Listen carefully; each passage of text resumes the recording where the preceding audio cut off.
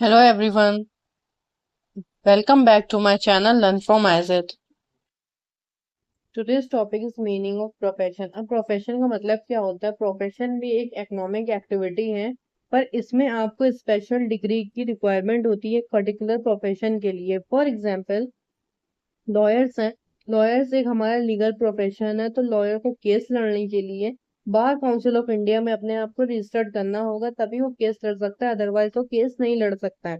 ऐसी तरह chartered accountant एक अकाउंटिंग प्रोफेशन है और उसको भी अपने आप को सब्जेक्ट करवाना पड़ेगा ICAI में, जिसका फुल फॉर्म होता है institute of chartered accountants of India में। अगर ये चीज उन्होंने नहीं करी है तो वो केस नहीं लड़ सकते या फिर वो CA का अपना प्रोफेशन कैरी ऑन नहीं कर सकते हैं। और now features of profession. First point है हमारा a well defined and organised body of knowledge. A profession is an organised body of specialised knowledge pertaining to a particular field. Profession एक ऐसा occupation है जिसके जो एक ऑर्गेनाइज्ड है पूरा, जिसके लिए स्पेशल नॉलेज चाहिए होती है पर्टिकुलर फील्ड के लिए। फॉर एग्जाम्पल अगर मिस्टर ए हैं, उनको डॉक्टर बनना चाहते हैं, वो डॉक्टर में भी हार्ट के डॉक्टर बनना चाहते हैं जिसको हम कार्डियोलॉजिस्ट बोलते हैं, तो वो उसी से रिलेटेड पढ़ाई करेंगे, उसी से रिलेटेड एग्जाम देंगे, उसी से रिलेटेड हर चीज करेंगे, पर एकदम सिस्टमेटिक वे में करेंगे, इधर से उधर नहीं करेंगे।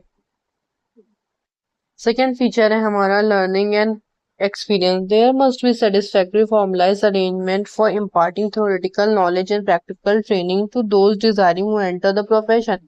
मतलब हमें प्रोफेशन में एंटर करने के लिए एक थ्योरेटिकल नॉलेज और प्रैक्टिस होना बहुत जरूरी है। बिना प्रैक्टिस और बिना ट्रेनिंग के हम प्रोफेशन में एंटर नहीं कर सकते हैं। थर्ड पॉइंट है हमारा entry restricted by qualification. Anybody who wants to enter the profession must pass the prescribe examination and obtain the degree और डिप्लोमा। मतलब अगर कोई प्रोफेशन कैटेगरी में आना चाहता है, कोई प्रोफेशन ऑक्यूपेशन में आना चाहता है, तो उसको कंपल्शन है एग्जाम क्वालिफाई करना अपने सब्जेक्ट से, अपने प्रोफेशन से रिलेटेड, और एक डिग्री लेना। बिना डिग्री और डिप्लोमा के वो भी प्रोफेशन कैरी ऑन नहीं कर सकता है। और एक मिनिमम परसेंटेज जितना भी गवर्नमेंट ने अलाउ कर रखा है उतना मिनिमम परसेंटेज भी उसको लेना जरूरी है। फोर्थ पॉइंट है हमारा economic consideration. Profession also a means of earning money on the basis of specialised knowledge. मतलब प्रोफेशन का भी मेन एम होता है पैसा कमाना, पर किसके? अपने स्पेशल नॉलेज के बेसिस पे, अपने स्पेशल नॉलेज के दम पे वो पैसा अर्न करते हैं। फिफ्थ पॉइंट है हमारा profession gets proper remuneration. They get some proper remuneration for service of society, that's why professionals are respected in society. अब इसका मतलब ये है कि पहले हम समझते हैं रेम्यूनरेशन का मतलब क्या होता है। रेम्यूनरेशन का मतलब होता है जो आप अपनी सर्विस किसी को प्रोवाइड कर रहे हैं उसके बदले जो आप पैसा ले रहे हैं उसको रेम्यूनरेशन बोल रहे हैं।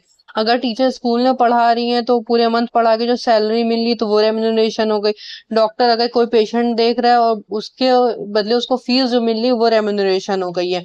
तो प्रोफेशनल जो होते हैं वो रेम्यूनरेशन चार्ज करते हैं, वो रेम्यूनरेशन लेते हैं अपनी सर्विस सोसाइटी को देने के लिए। इसीलिए प्रोफेशनल की इज्जत होती है सोसाइटी में, क्योंकि ये लोग क्या करते हैं, ये लोग सर्विस प्रोवाइडर होते हैं, ये लोग सर्विस प्रोवाइड करते हैं to the society. Sixth point is gives priority to service. A professionals is expected to give priority to service in preference to selfish gain. Means जो हमारे प्रोफेशनल्स होते हैं वो अपने बारे में बाद में सोचते हैं, पहले वो सोसाइटी के बारे में सोचते हैं, क्योंकि ये सर्विस प्रोवाइडर होते हैं और इनको सोसाइटी को सर्व करना इनका मेन एम होता है। आई होप आप लोगों को ये सारे पॉइंट्स क्लियर हो गए होंगे। अब मिलते हैं हम लोग अपने नेक्स्ट वीडियो में। Till then take care, bye.